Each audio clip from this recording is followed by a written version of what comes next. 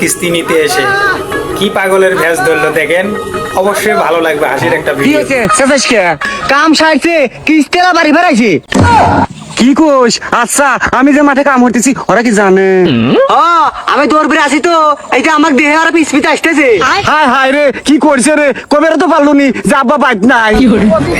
না দিয়ে ভাগতে শুরু হচ্ছে, আজকে কিস্তি দেওয়াই লাগবে। এই যে সারা এসে নাই যে হ্যালো, এই কিস্তি দেন।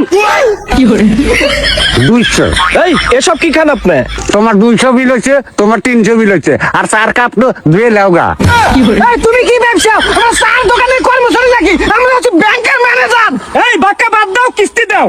এই এখানে চাচাস না, 2 করলা 200 টাকা। এই বেটা, করলা লয়, লোন লোন, টাকা টাকা যে গুনে গুনে লিলু।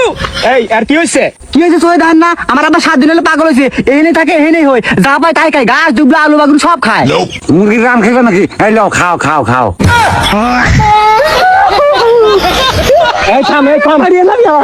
ভাই, কিস্তি যে লিছিলেন, লোন লোন, সেই টাকাটা দেন। এই শালা কিসের জিলেবি রে? এনে কোনো জিলেবি টিলেবি নাই। এ দেখছু না খালি মুরগির মাংস খাজা থুচি, খালি খা, না খালি না যা। স্যার বেশি কথা কইন না, আমার আবার বেশি কথা বললি কইল আবার মাথাটা আসিরে যায়, মানসিক মাইরে একবার তেজ কথা বানালায়।